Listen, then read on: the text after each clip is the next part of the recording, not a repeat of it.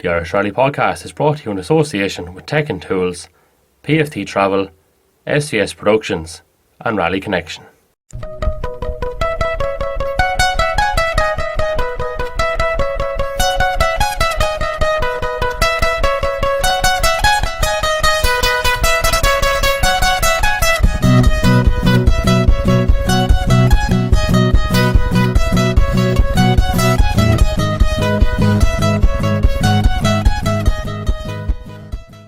Now in the Irish Rally Podcast, we're joined by two buckos who, after making serious waves in the sport over the past couple of years, despite only being relatively new to it. That's Craig Rahill and Conor Smith. Gents, you're very welcome.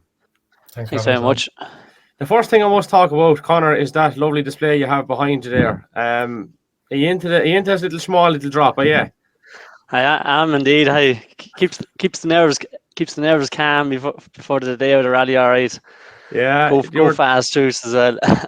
You were telling me off there that's only a third of the selection. Yeah, only a third. If only you seen the whole lot now, you get the hop, but can't fit it into one room. Yeah.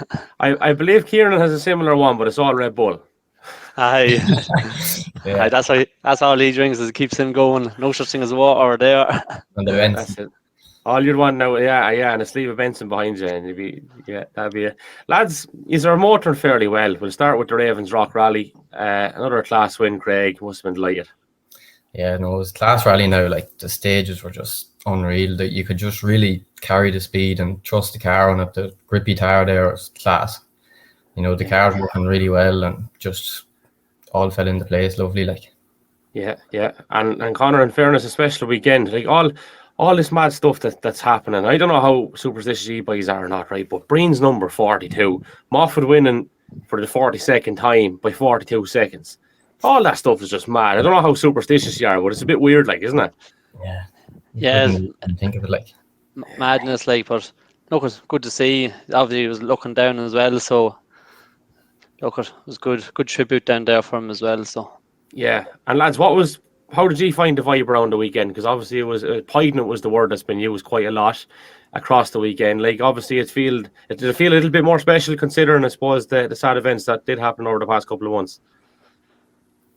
Yeah, definitely. Yeah, there's good atmosphere about, and we all were thinking about Craig when we were doing it. Like, still hard to believe he's gone. Like, yeah. Also down there, Irish flags ever along the stage, even down there, it was good to see. Obviously Mike Chen as well out. You know, it brought a bit more of an atmosphere to the event as well. So look, it was good. Yeah, and Dirtfish over as well, covering it, like, you know what I mean? Yeah. But it was brilliant to see. Look, it's good to see the spotlight being still there on Irish rallying as well, like, and look, reaching across to everyone around the world. Mm-hmm. So, from your point of view, obviously, you said that it went quite well. That grip-wise was pretty good. But, I mean, over the past couple of years, in most of the events that you finished, you've either won Class 11R or you've at least come, I think, about third in class or something like that. It's mad in the space of a couple of years, like, when mechanical failure hasn't gotten in the way. So, just you couldn't have possibly imagined a better start to this, lads, in fairness. No, yeah, like, last year now we were very unlucky. A lot of times we started about, I think it was 7 rallies, and we had finished 4 of them, or we retired on 4 of them, and then the other 2 of them we'd bother, and then one of them we didn't have bother, and that's when we won the class. So it's just, if the car keeps going well, that's happy out. Yeah, and he took the national, Conor, didn't he? The 11R. Yeah, we took the national. Yeah, took it. Look at took it. We're probably lucky enough considering the year we had last year, but this year seems to be going a lot smoother. So keep the foot down and hopefully do it again this year. Can I ask, boys, where's the interest in this whole thing come from? For both of you? Craig, I'll start with you there. Oh, sure, I was kind of half bred into it. I spent my whole childhood going around watching Dad, and always looked up to him. And then one day he brought me for a spin down the lane, and that's just from then on, I just couldn't wait to get out and get a rip on the Mark II. And then my brother had a car there, wee 1.2 Corsa, and sure, I brought it up out to the RSA events up the north, and I won the junior championship there. And then I was raring to get out in the Mark II, and Dad let me out in it then last year with the 2-litre in it in the RSA events, and I won the winter championship there as well. So then put 1600 into it and been on from then. And Conor? Look, my father navigated for years at Mervyn Redlock, and sure, that's all I done was go to rallies when I was younger, and a big thanks to Mervyn. Then in 2016 he got me out for my first stages rally in Loughgall, and ever since then it's kind of, then Craig got on to me at the end of 21, and I suppose since that then I've been kind of flat out then rallying, so hopefully keep at it. Yeah. Speaking of Loughgall, I was last weekend as well. Wasn't without with dramas, I believe. It was great to see Maurice Moffat out. I don't know if you saw the clip there that Richard put up, but it was class. I didn't get seeing the clip, but absolutely good to see him. Good to see him back out in action as well. Yeah. Can I ask a question? I've never really asked it to any of the Moffats, be it Sam and Josh, Richard, David, or even Kieran or whatever. What is it about that Cavan Monaghan area that there is such a rallying stronghold in it? Like, it's mad the amount of people involved in it up there in comparison to, like, Donegal obviously being pretty big too. But I wouldn't think there's two counties side by side that has as many people involved in some way. It's mental. I suppose, look, two good motor clubs, I suppose, with look at good organisation of people in them, and look at, there's a lot of young lads growing up looking at all these rally drivers that is there now, and I suppose lads trying to get into it as much as they can. That'd be my perspective of it. Similar thoughts, Craig? Yeah, like sure. When my father was at it, there was 10 or 12 of them all around Cavan here battling against each other. Like, it's just, we kind of grew up into it. We're carrying on from them, you know. Yeah, and it's mad, lads, because like it seems to be rallying or football, or maybe there's a bit of an interest in both. There's a Venn diagram there somewhere. But I suppose how this conversation came about, we better give him a shout out. Is it Fergus or Fergal, first of all? Fergal Fitzpatrick, yeah. Fergal Fitzpatrick, yeah. I couldn't remember if it was Fergus or Fergal. I couldn't remember his name at all, actually, Conor, until I got in touch with you. But I was chatting to him at the top of Knockalla, and we had a right old chinwag or whatever, and I got the number through him. But he tells me his young lad's a big hurling man. Now, my father is actually, my father-in-law, I should say, is a Mullahorn man, and I didn't realise there was such an apartheid between parts of Cavan. So he said, if you get a bad bit of food, he said, just even the Mullahorn lads wouldn't eat that, which I thought was hilarious, and I stuck it to the father-in-law straight away. But hurling, of all things, now Mullahorn hold the most Cavan hurling championships, I believe, out of all teams up there. But I think he's over for Coot Hill direction. That can't be too popular up there, lads, surely. I think the last no, definitely not. But in the last 2 or 3 years, there's a lot of young lads after getting involved in the hurling. I think it's a great sport, and there's probably 3 or 4 clubs. Not too sure, but there's 3 or 4 clubs there, and look, it's definitely not the most popular sport, anyway, that's for sure. No, I wouldn't have thought so. I'm sure. Look, obviously, Paul Brady with the handball and stuff, like it's a serious enough sport in county. But like, I mean, if you were to rank it, obviously you guys have rallying number 1 in your own eyes. But in terms of maybe, we'll say, interest in general, like, I wouldn't say, obviously football is probably Cavan people's number 1, calling it fairly straight. But rallying has to be up there after that, surely.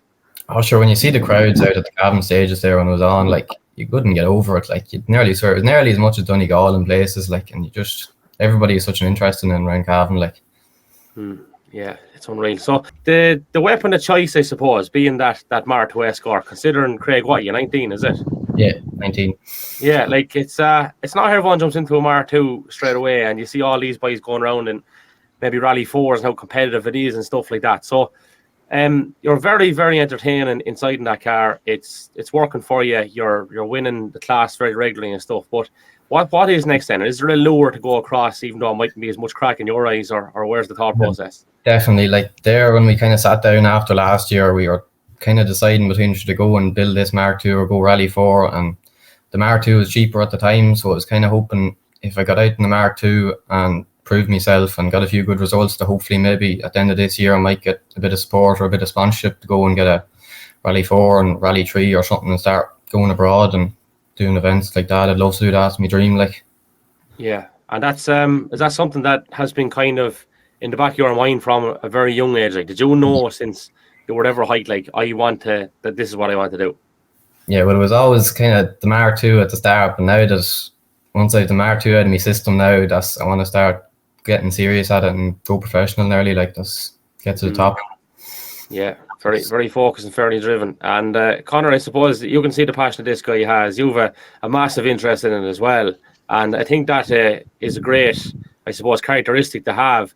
It helps when you get the few bob, of course, as well. But if you have that, you have a chance, like. Yeah, absolutely. Like my first event sitting in with Craig, I couldn't believe the talent he had. Like, and look at the results. The results have shown it last year, and especially this year when we get in the finishes. Like, so I think the only way he's going is up at the minute. So, and hopefully, hang in there with him and be able to progress along with him. Mm-hmm. And in terms of all the big men you have up around there, so look, I mentioned Kieran, obviously James Fulton, lads like that. Are they guys that are easy enough, obviously, for you to access to maybe get some tips and pointers from? Oh yeah, definitely. When I first started there last year, like I rang up Gary of like how to get sponsorship and all that, and have to say to him now, like he was really helpful, like, and taught me what to say and how to go about it, like, and anything I ever ask him, like whenever I text him, straight away he replies, and it's great. You, Conor? Same. Look at the same Gary, Fuzzy, any other lad, any problems, go to them and they'd sort me out. On the week, like especially leading up to Cavan, I spent a good bit of time with Gary and Fuzzy, and the amount of stuff I was able to learn from Fuzzy in particular. There's only little things, but it's things that you were able to take forward and probably use them going forward. So it's good to have a good rally community around us. It's so close. All live within 10-kilometer radius of each other, like, so it's good. Yeah, we better give you and Brady a shout out as well, while we're at it here, because another little side story, I suppose. I was up your neck of the woods a couple of weeks ago for a bit of a shindig on the in-law side, and a fella there was actually lives beside Brady, and he told me a great story. He said, Brady went out in the car a couple of years back in the field and started baiting around. The outlet come out, and he was going to, I suppose, have a word with him. I'll put it politely. And then he saw the way he was driving, and he said, "How can I get out of him?" Yeah. So, what's Danny? 14, is he? I think he's 15 at the minute, and he's another up and coming star. The talent that lad has, and people haven't seen it this year, but like from sitting in the car with him, like he's going to be good now in a few years. Did you see one as well, Craig? You did for one event or two? No, but I did. I was up at the house one time when he was testing now, and even he surprised me. Like, he's a really talented. Like, he's going places, definitely. He's actually a cousin of mine as well, so must be in the blood. Right. So are you related on the same side as Gary then? Are you all kind of? No, it'd be the other side. I'm related to him. Yeah. Jesus, that's mad. It's literally, you want to be careful who you're talking about here now. You'll get yourself in awful trouble. But we always talk about this rally community and a rally family, but sure, it kind of half is too. Like there's a literal element to that statement as well, isn't there? Like, absolutely. Yeah. That man actually told me that story. You mentioned Mervyn Wedlock there. That's Mr. Wedlock Windows, yeah? It'd be his brother, so it would. Right. Yeah, he actually works for him. So. All right, good stuff. Yeah. Again, you wouldn't already be talking. I'm down in Carlow, and that's the joys of it, I suppose. You've mentioned what you'd like to see happening. You've gone down the route, Craig, of trying to figure out how you get the sponsorship together. Where you want to be, what you want to do, I suppose. Is there anything else? I mean, is there a kind of an open maybe with the academy and stuff that they might come on and make something like that happen, or how does that kind of come about? Yeah, that's my aim. Like, I'd love to be in the academy, like what they're doing for the people that's in at the moment now. Like, it's great. It's a great opportunity, and I'd love if I was given that opportunity. And hopefully now by the end of this year, if I keep going the way I'm going, get the results, hopefully I'll get a chance, please God. Yeah. And Conor, 2 weeks' time, you boys are out again, is it? Above in Sligo. It's not even 2 weeks now, sure. Yeah. Look, it's out in Sligo next, so it's going to be another good and tricky rally. It's not too far away, so look, you want to have a lot of the local lads back out in the class, like Mickey Cattle, Hand, Crosby, Ben McIntyre.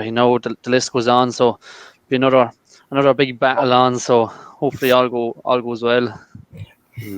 I do speak about that class quite regularly. I think 11R and F, regardless of whether it's within the Tarmac Championship or the National or whatever, it's always very competitive. Like, it's not an easy class to win, which is kind of what makes what you're doing a little bit more impressive. Is that something you go along with, lads? Obviously, you're going to say, aren't you? I know, but all joking aside, it is though, isn't it? Yeah, like it's great because it's kind of half budget. Like to be at the top of that class, you don't need to go mad spending money. Like whereas if you go class 13 or 14, it runs into serious money. But 11R and 11F, like you can get a pretty decent car there for reasonable enough money and be able to compete and win. Like, yeah.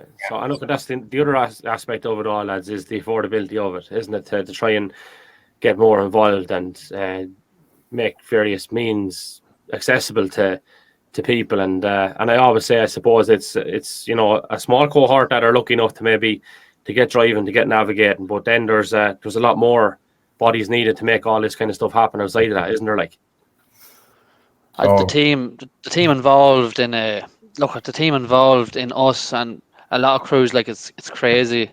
Like only for the people that we surround ourselves with, like it just wouldn't happen. And it's good that we have a good relationship with a lot of people and to keep us on track and keep the car going and keep us rallying, I suppose. Yeah, so look, lads, all I can do, I suppose, is wish you the very best. If you want to give a shout out to who's supporting you there, Craig, by all means, work away. Well, just a huge thanks to the sponsors that are with me this year. Like without them, I wouldn't be able to do what I'm able to do. So just huge thanks to all them. They're all on the car there. So. Yeah. Do you want to call out a few of them, Ratton, or would you be here for the day? I'm going to be here for a while, so I'll just... no bother. Keep it neutral as you. Yeah. That's it. Lads, the very best luck and thanks for having the chat with us, all right? Thanks for having us on. Thanks a million. The Irish Rally Podcast is brought to you in association with Tech and Tools, PFT Travel, SCS Productions and Rally Connection.